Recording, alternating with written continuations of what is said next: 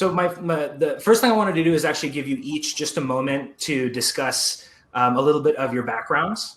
And in your introduction, I would like you to answer a question about where Filipino food is in your life and how has it influenced some of your decisions over time.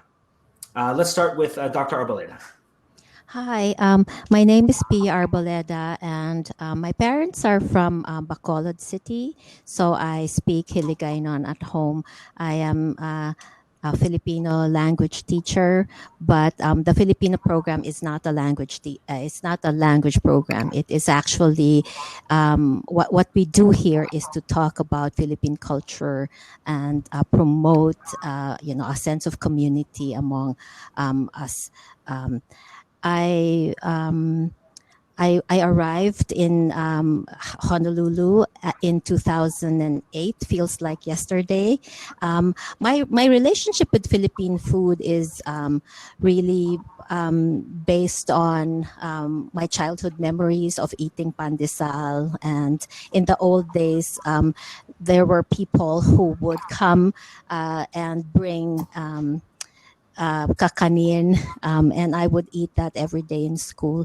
So I'm not a chef by profession, but I do teach a course on Philippine food, music, and rituals.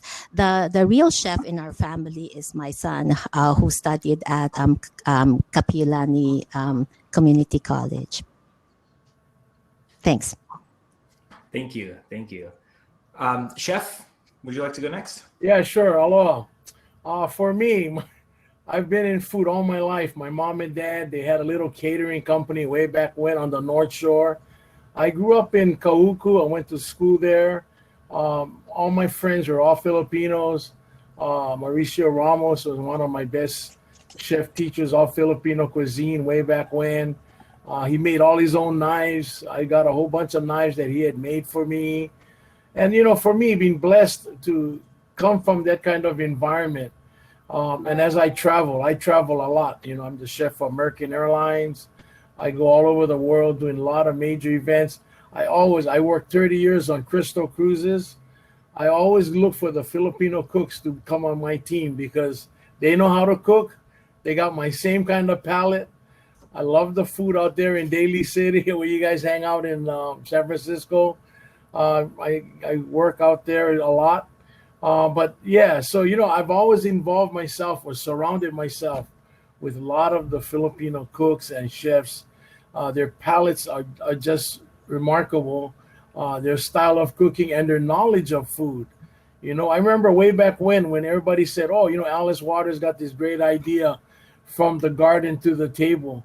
Hey, guess what? The Filipinos brought that to Hawaii and the Asian people when they came over. They all had a little garden in the yard, and they all went and picked their vegetables early in the morning or late in the evening when it was cool. And they grew everything. They grew all their bitter melons, their eggplants, their tomatoes, their green onions. And so for me, it was like second nature. When I heard that, I went like, you guys are behind time. In Hawaii, in the Philippines, that's a way of life. So I am very blessed, wrote 28 books, have a great TV show in Hawaii. But my love has always been working with great Filipino chefs, and there's a lot of them in Hawaii. Thank you. Thank you, Chef. I'm going to have to ask you about your custom-made knives another time. But I did want to ask you a little bit about how you're always looking for Filipino cooks, especially on cruises. I took a kitchen tour back when cruising was a thing, and I learned that about 40% of all the culinary staff on most of the cruise lines, name any one of them, are likely to be Filipino. How would you say that the influence of other cooks that you have worked with in the beginning and even more recently, how has working with them influenced some of your current work? Well, I think one thing that they show and they bring to the table is being very consistent. And they're very active in the sense of pride. They take pride and they set the mark on being high achievers.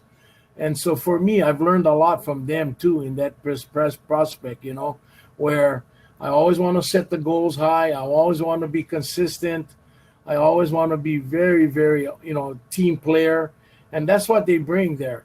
I was in France many times, and I went to some of the big Michelin restaurants. I mean, it's kind of like that, where when you go back there and you find out the chef de cuisine is not a French guy, he's a Mexican guy. It's the same thing in some of the great restaurants in Hawaii. Your main engine is Filipinos. They're the strong cooks behind there. And I'm so happy that this movement now is allowing us to not only expose them, but to give them all the support and the love and the care that they need and they deserve. So for me, I've learned a lot, from that side, because growing up at the Kauku plantation out in that area in 1970 when it closed down, but still, yeah, the lifestyle, the way of cooking, the way of managing the kitchen, it's really a blessing to have been involved with. Yeah, but yeah, so I just feel like their heart and soul is really involved in their food, and you guys all know for a fact that if you don't put love and if you don't put heart into your food, it's not going to taste good. And that's where I really appreciate the learning of what I did from Mauricio Ramos and Jeff Compak and all these other great culinarians out on the North Shore that really has given me a great opportunity to be where I'm at today. So, I share that. Yeah. Yeah. That's amazing. So I feel like what you just described is this kind of groundswell that is actually really unique to Hawaii. And of course the cruise lines, but I mean, cruises go to Hawaii. Hawaii is also uniquely situated halfway between, mainland United States and the Philippines itself, or kind of halfway-ish. So it's turned out to be a very natural meeting point. So if this is kind of what we're seeing today, I want to go back in time a little bit and ask Dr. Arboleda, what are the main things that you see within the foodways that evolved into, sorry, let me try that again. How did you see the foodways evolve from the Filipinos' arrival in the Hawaiian Islands into what Chef Choy has just described?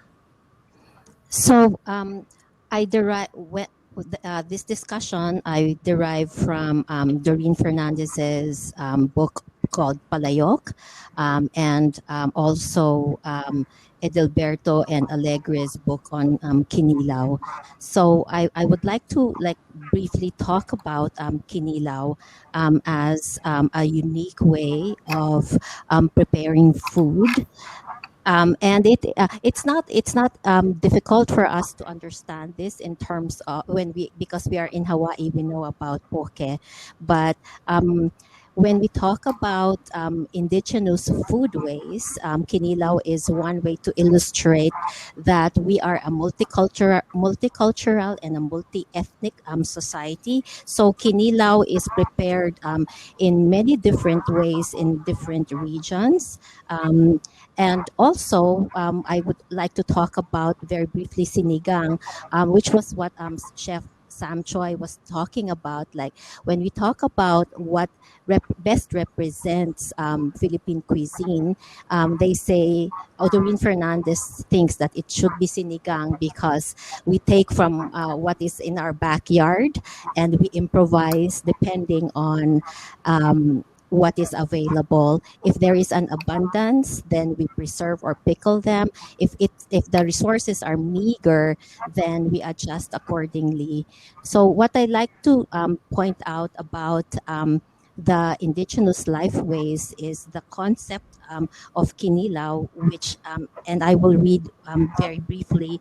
Alegre says, one picks from the immediate environment and ingests these as they are.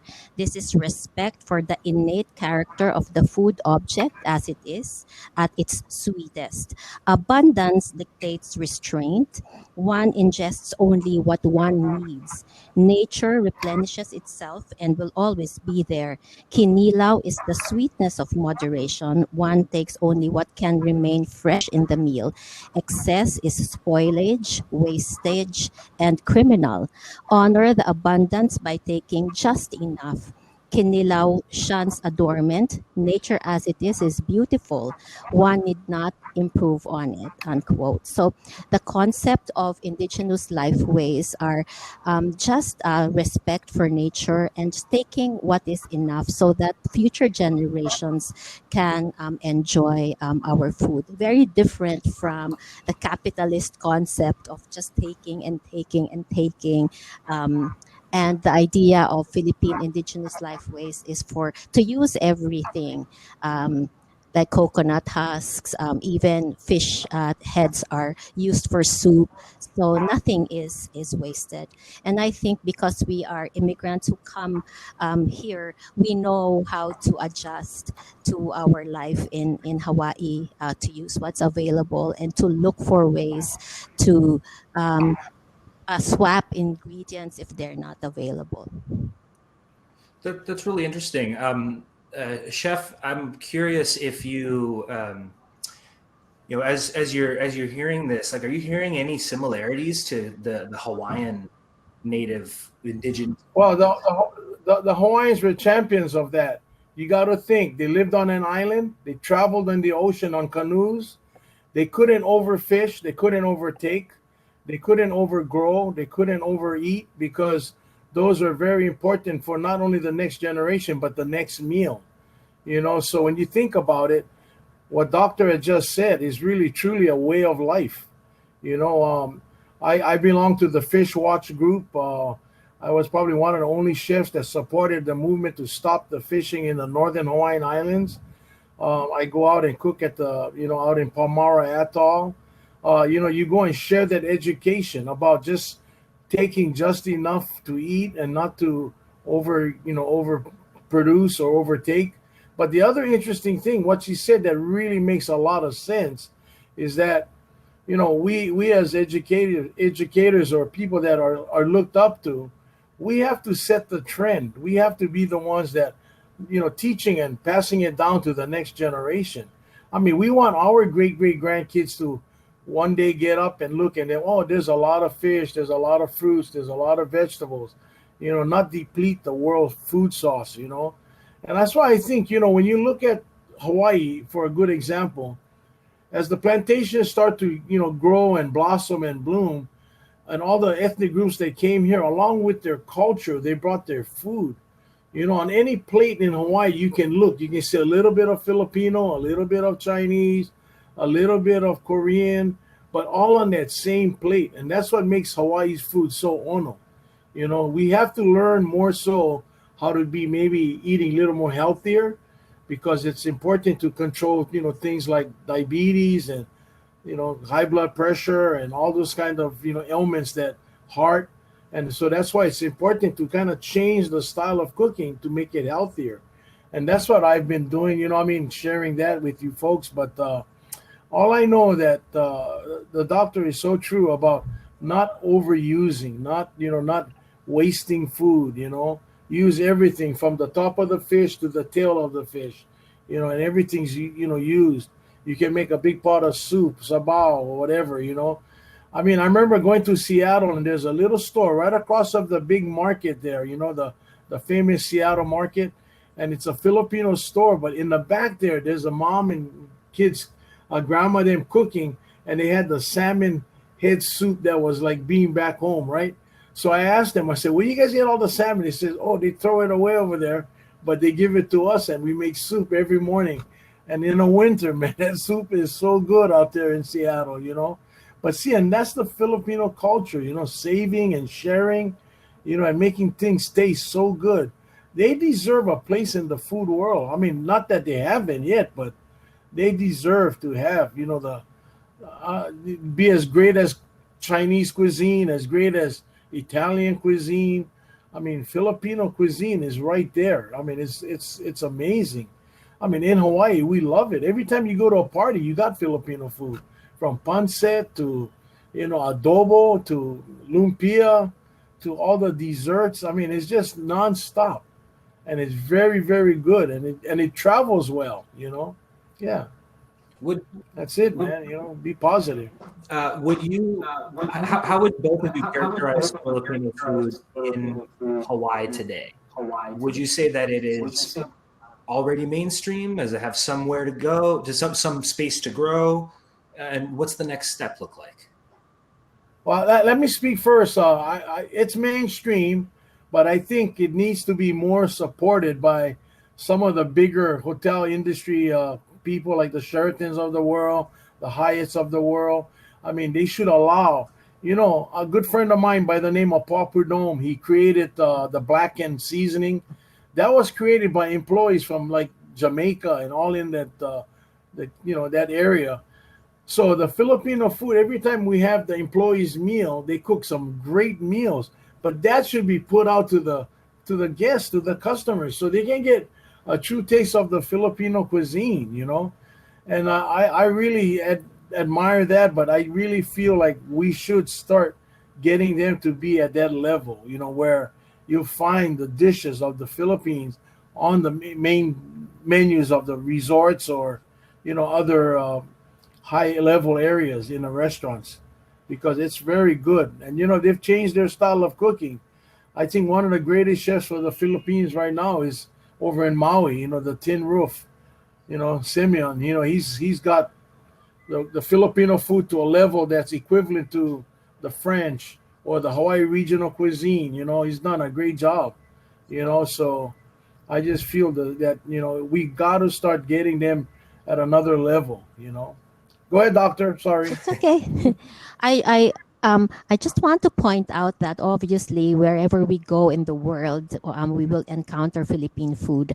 I was in Greece and we were in a conference and I was expecting different kind of food, and what they served was pancit because the cooks there were Filipinos. So what we're doing is like getting all of the influence from in the Philippines. We got the influences from Chinese, from the Spanish, and recently a lot of people have gone to Japan. So there's a lot of mix in our cuisine, and from there we also bring it outward because we tend to move around a lot. And in Hawaii, it's good to know that you can always, if you get a craving, you can always go and get really good Philippine food. But I think that it should be like in the malls, we should have more than one Philippine. Like we should have a Sam Choy in every mall here, or because that's our go-to. Sometimes people can't always drive out to to Max's. It has to be a little bit more accessible, I think, and to do that we have to approach this as a community. I think one of the earlier speakers, LNL founder, I think he should start looking into doing a Filipino restaurant. Because that's what it'll take. It'll take people, pioneers who have done really well, to create that opportunity to expose or build that vehicle to have the Filipino restaurants all over. But you're true, they're all over the world. I mean, I've been all over the world too, and on Sundays, all the families come out, the women come out and enjoy the nice sunshines and all that, and the food. And I've always asked, when I go on the cruises, I worked for Crystal like 30 years. I always would ask the Filipino cooks, like, where's the good Filipino restaurant? They look at me, they go, follow us, we'll show you, And these in like cities in Amsterdam and all over the place, because apparently people get off the ship and they end up opening a restaurant there, So, yeah, even in Alaska, in Juneau, Alaska, I found a great Filipino restaurant out there. But yeah, it's important we start to really support that movement. I think today's program is a good example. Very well done. I was just reading in the chat, Shannon Cristobal says that Filipino food is in our 7-Eleven, so you can get pork adobo, pancit, and rice bentos. That's really a good thing to point out because obviously when I want Filipino food, I make it I mean, I make it myself. So that's actually a good thing. And now everything's on YouTube. So if you don't know how to cook, you call your auntie or your lola and ask them to teach you how to, create your pancit molo. But if you don't have that kind of support, there's a lot of video tutorials on YouTube, and you can, because our memories and our experiences have a lot to do with food. So we have to learn how to prepare the food at home. But if you want something special, it's good to be able to go to a really nice restaurant that will serve you Filipino food here in Hawaii or anywhere in the United States or in Canada. I want to actually go off on a slight little tangent here. There's a couple of things that I learned recently about how, everywhere you go, you would agree that the food begins to evolve based on who's eating it, who's cooking it, the market, ingredients available. So I always grew up eating this Filipino dish called chicken tinola. And chicken tinola here in the San Francisco Bay Area is made with a chayote squash. And it wasn't until I started visiting my parents in Hawaii, they live in Makakilo, I learned that they don't really have a chicken tinola. It's more widely known as chicken papaya. And so I asked one of my mentors, Amy Bessa, about that, and my mom didn't even realize this, but chicken tinola was always made with papaya. And the chayote is one example of a substitution of the ingredients. So I'm curious, what are the types of opportunities you see using that same idea of substituting ingredients, not being afraid to change and adapt things? And what role does that have in Filipino cuisine? Specifically in Hawaii? Well, I let me take that part there for the beginning, but that's how I built my career. I built my career on taking things that are indigenous to areas and then create it with my style of cooking. Like what you just said, using chayote or pipinola squash, or bitter melon or whatever that is out there. And that's what really makes food so amazingly exciting, because every time you go, I like to go into a new country. I like to go to a wet market, or a market, walk through there. You can really right now learn the quality of the food by walking through a market. I'm talking about a big farmer's market. You can find all the things there, and then you can see things that you have here back in Hawaii or in the Philippines. I remember when I went out to open my restaurant in Guam, and I learned so much out there with, the Chamorro style of cooking, but it's all based on Filipino cuisine.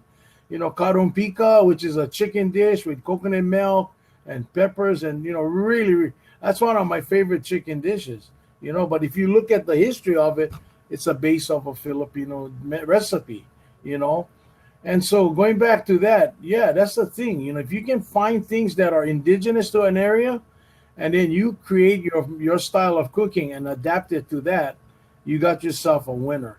And exposing people to that kind of new food. It's like poke, right? Poke really.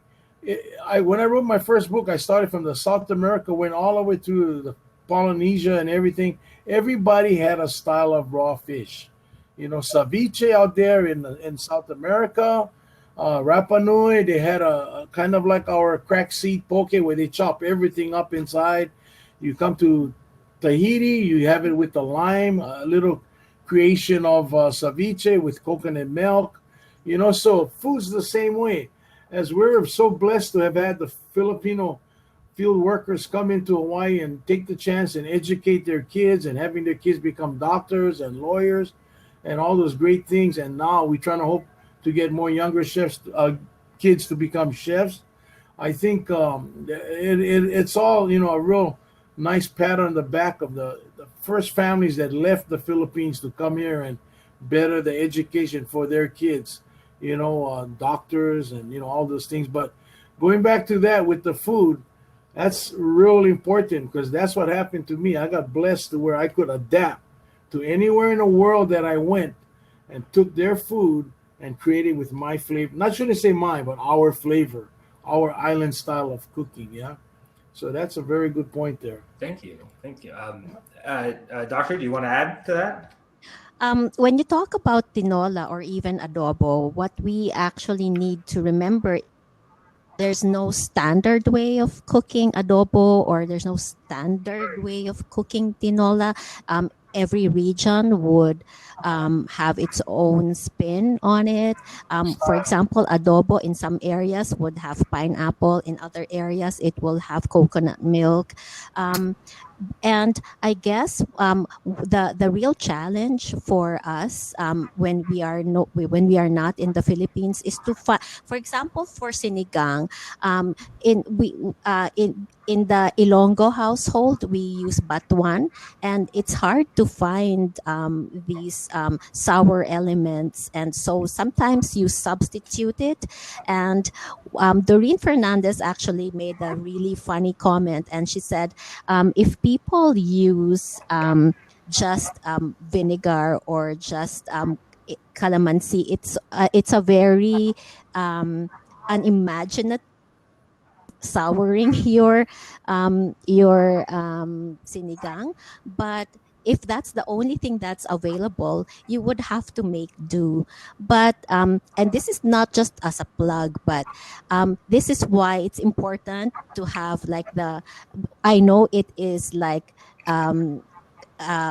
terrible because they don't want to use instant stuff. But if I when I live here, when I lived here, I would use Mamacita sinigang mix because I don't have batuan in my backyard. And for my kare kare, I use the peanut sauce of Mamacita. It's because there is a need to compensate, especially if you are living outside of the Philippines. Of course, I would, make dik my own, um, uh, and do the kare kare to thicken the kare kare. But if you don't have time, then you use what is available, even if it's an instant mix. I mean, it's like the tamarind, the brown shell with the sour. It's like calamansi. It has a real distinct flavor, but very nice flavor. It kind of cleanses your palate. It has a nice sour taste to it. It makes the food taste sweet. I mean, not sweet in the sense of sugary sweet, but tastes fresh. But you go to Mexico, they have that all over the place. They make that into candy. They make that into all their tequilas, all their, not tequila, but their mai tais, all their drinks, martinis. But anyway, I just want to share that because I think one of the real nice things about learning from what doctor just talked about is that, like, some of the adobo they want is drier. They don't want to have too much sauce. And some of them, the Tagalog, the Bisayan, they have their own way. And that is amazing. That's really remarkable. You look at China, same thing. You got certain parts of China, the food is very Szechuan, very spicy. But the food in certain parts are very mild, very tasty. And that's what makes cuisine so exciting. And that's why it's important for all of us to understand that every area that people come from, they have their own style. I can see where when I looked at the karumpika over in Guam, it's truly a Filipino dish because some parts in the Philippines they cook with coconut milk. They add coconut milk in their food, and the hot peppers and things like that. So, and that's what really got to really define to make Filipino cuisine a leading cuisine right now. So I just picked up on something really interesting in this discussion. So and I'm also looking at the comments. So there's this big theme of there's no wrong way to do it, right? But at the same time, we also lack a standard, like a kind of a compass, if you will, by which to say or it isn't.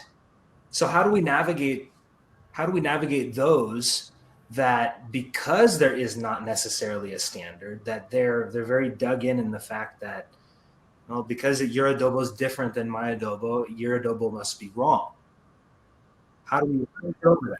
I think to kind of add to what you're trying to say and try to do, I think the most important thing is the people that are going to open the doors and come into your restaurant or into your house, they will dictate that how good that is by coming back again and again and again.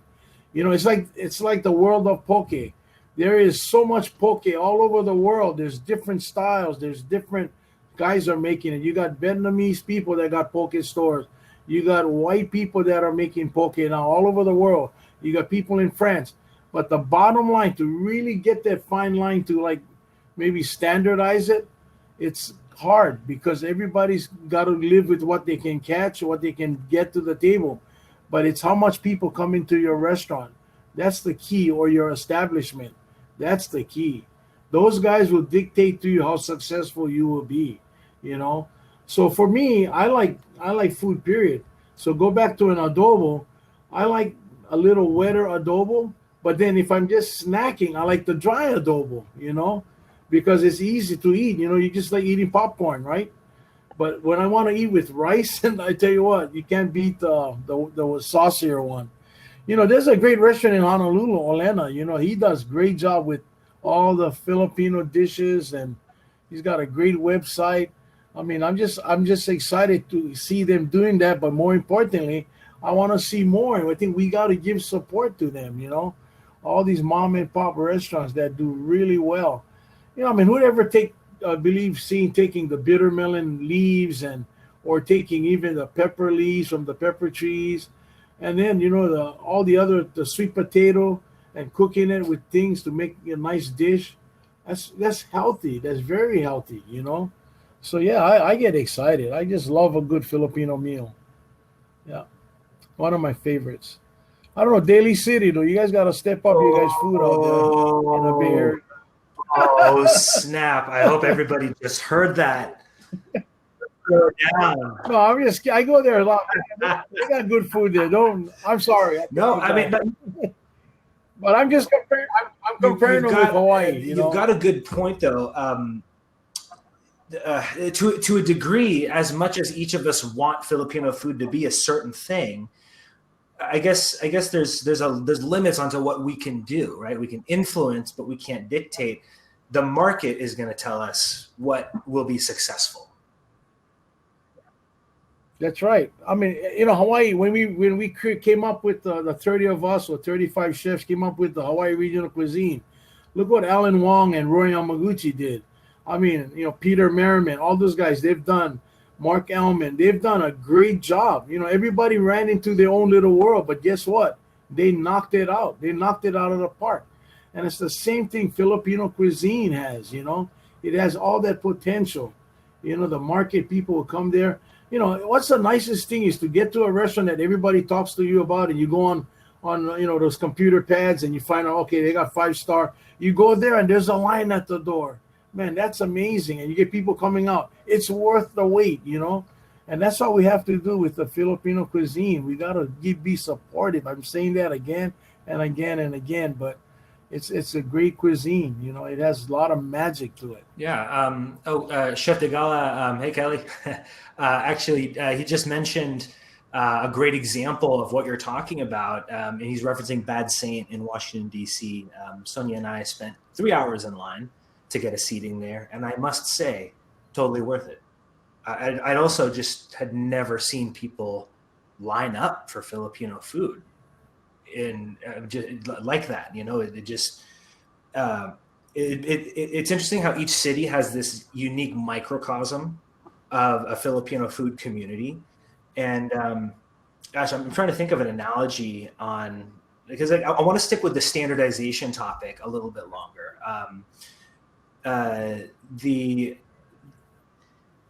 Because the challenge here is that, like Kit was just saying, you know, food is evolving and it's moving. Yes.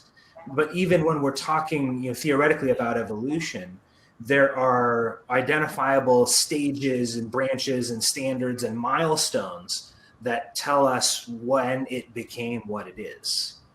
And when you compare that to what the Thai food industry has become, especially with the standardization of native Thai cuisine and the dispersal of that to curries. restaurants literally around the world. That's why my pad Thai in Walnut Creek tastes the same as the pad Thai in Denver, Colorado, but it won't taste like the pad Thai in Bangkok. So were they right in doing that? Can we learn something from that? Well, you know, it's a question, right now? Question for both of you. Okay, but anyway, like for Chinese cuisine, for a good example, if you order Chinese food over in China or Hong Kong, it's heavy, it's oilier, it's really, really dense. But if you come to Hawaii, it's lighter. You got to remember now the weather's different. We don't have the structure of the seasons, so it's warmer. It's like in the Philippines, it's very humid. It's like in Guam, very humid, Indonesia. So our food tends to be a little lighter, not as oilier as some of the other places. So you kind of like create that as a culinarian or a chef. You kind of feel like you need to try to lighten it up, or make your, do your food different so that you can fit it in to the climate you're in.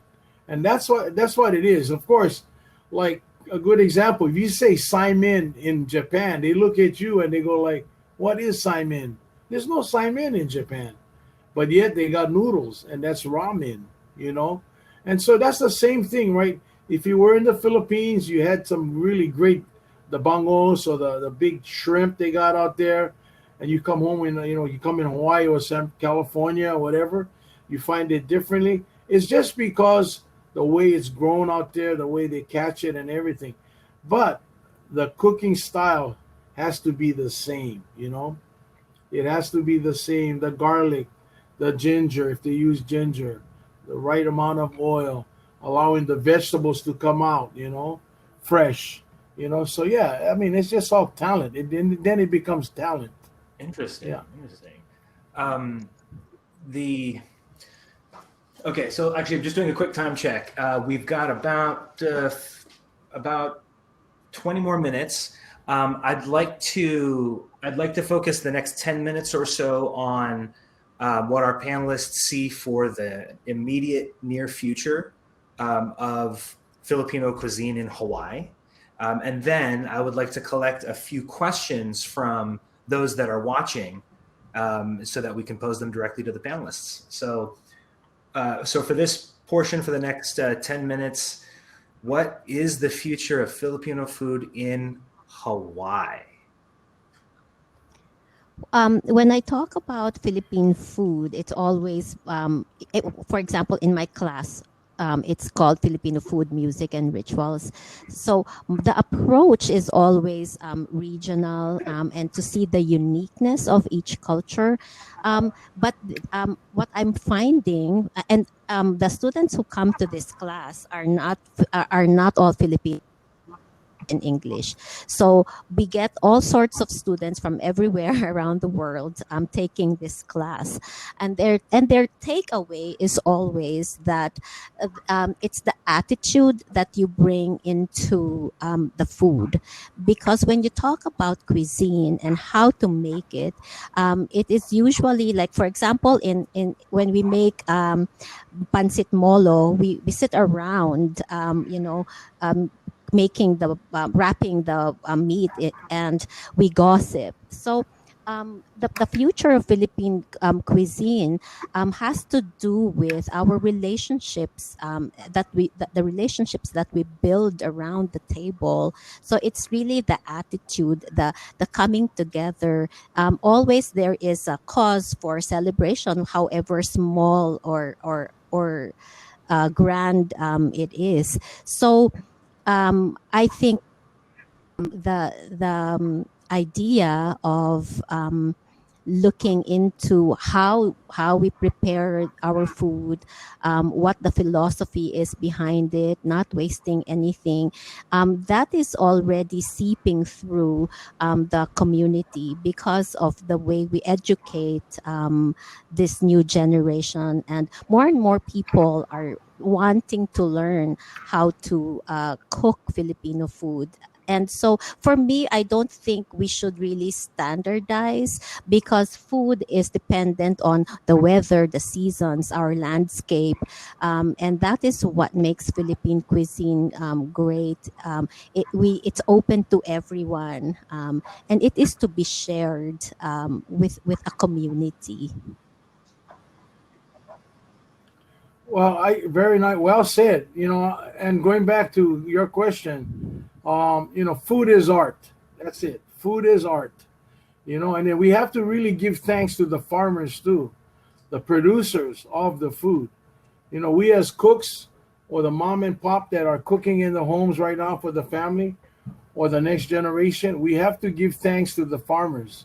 The ones that grow all the things that we need to make and capture that palate of ours, or to put that food on that canvas, which our canvas, of course, is the plates. But on the other hand, I think, it all comes from the heart. I mean, if you have to step back and study from when they left the Philippines to come here to the new world, for them to, not because they had to just get away, they came here to take a chance to educate the next generation. And a lot of them have done a great job. I mean, your parents, my parents, my great great grandparents, they left their homelands to come here to educate all of us.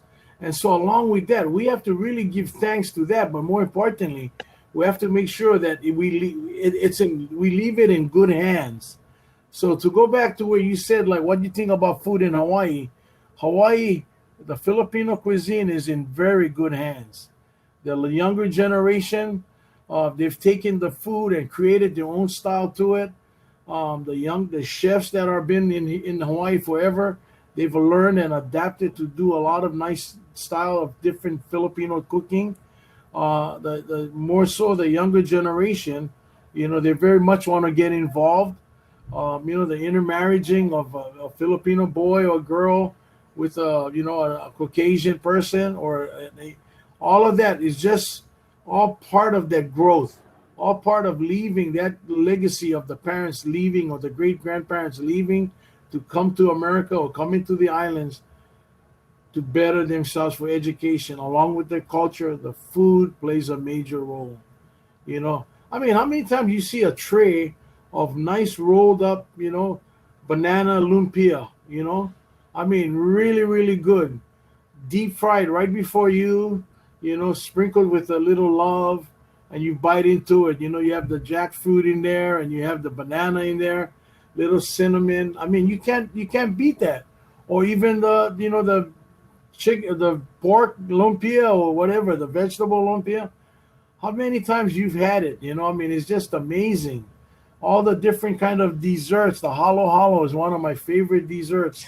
Not too much though, a lot of sugar, but I just love that. I mean, and it's so important. I mean, it's right there for us. It's right here for us in Hawaii. We should do a state, if we could get this to where we'll have a culinary cook-off between Filipino food only, and have some nice, good world-class judges, and judge a California team, a Hawaii team, a Nevada team, wherever the Filipino populations are, and bring them to Hawaii and have a cook-off. That'd be a great idea. What do you guys think? Yeah, well, there's a couple of people actually that are suggesting doing a cookbook. Someone referenced, I did see it was, someone referenced the Italian cookbook. I think it's called The Silver Spoon. I believe I have a copy. So clearly other cultures have kind of solved this problem of standardization without standardizing.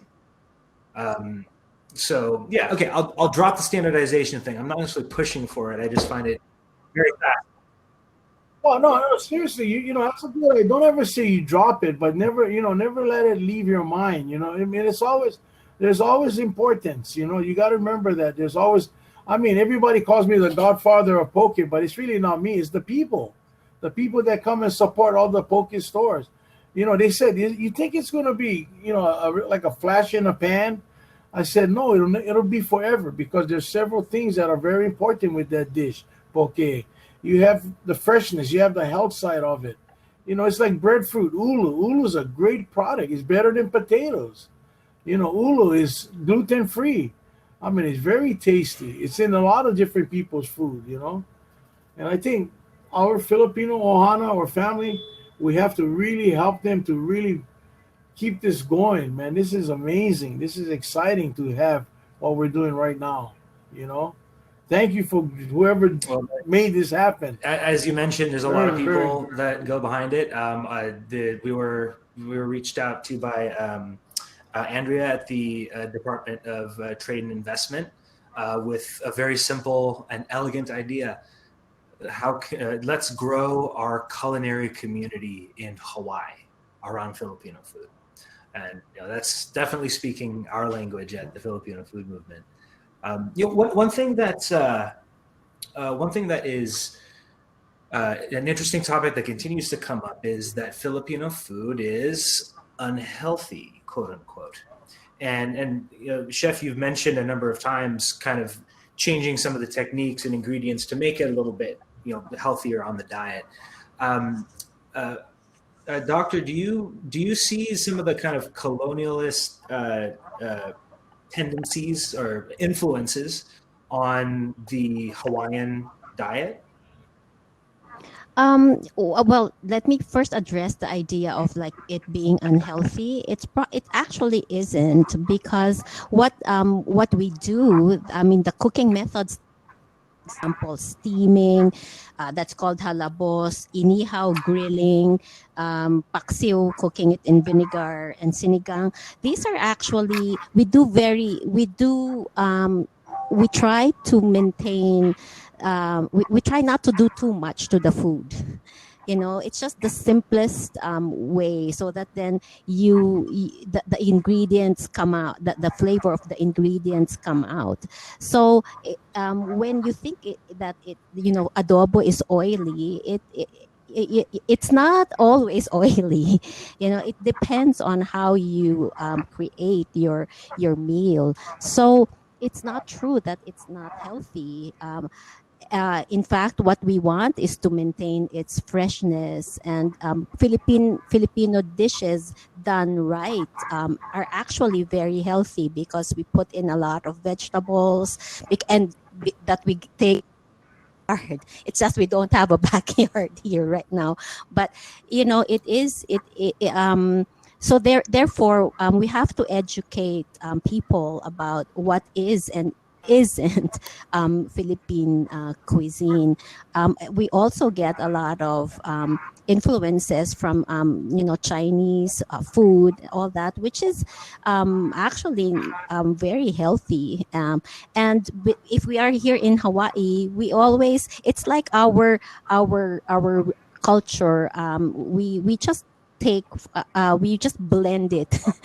we take Filipino food and look at where we are in Hawaii, and we just embrace things and blend it. So we don't go against where we are. We actually make use of our environment, and that's what is beautiful. Our cuisine and our culture, the richness of it. To go back to the healthy part of cooking, basically when you look at the Mexican cuisine, the refried beans, it's refried beans and thinned down with a lot of lard, a lot of fat. And of course, that has all changed. Everybody's changed. I think when you look at the culture of the Filipino people, I mean, you don't see too many 300-400 pounders, so they're eating and they're doing something well. They're eating a lot of vegetables. Their style of cooking is different, very healthier. I think the control is on your intake of carbohydrates, on rice. Because every Filipino dish, for me, I love rice with the Filipino dish like Chinese. But if you can turn around and not have that conditioning of eating too much rice, just eat a little bit. Hey, moderation is the key of any kind of cuisine. Moderation. And the Filipinos cook a lot of fish, a lot of seafood, and they cook it very well. So that is really not a problem there. It's just our intake ourselves personally of how much sweets and carbohydrates. Because when you look at what's happening to people that are getting sick, most times it's kidney failure. Why is kidney failure? Okay, sodium, a lot of salt. So you can control that, less sodium. But the standard of vegetables, I mean, you cannot find a nicer dish full with vegetables in a Filipino dish. There's so much vegetables in there. I mean, it's just, I wouldn't want to go that route about health because I don't see too many 300 pounders, they look good. They look fit. It's just that we can control things like carbohydrates. Guess what?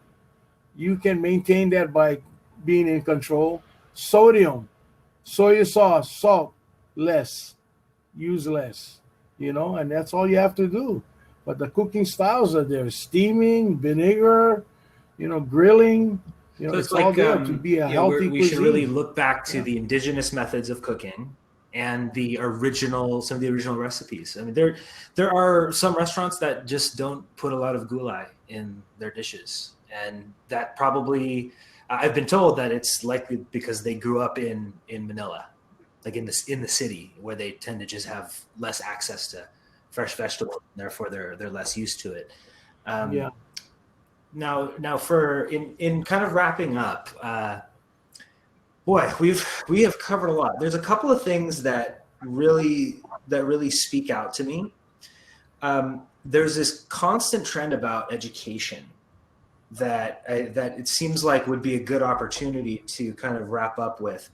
And I see it in a couple of different areas. Chef, you had mentioned that we were taught and therefore we must teach. We're stewards of some of this knowledge. And then Doctor, you talked about this kind of relation, like how relationships are built at the table, and there's a certain attitude to that you approach it with. So I'd like each of you to take a couple of minutes to answer this question.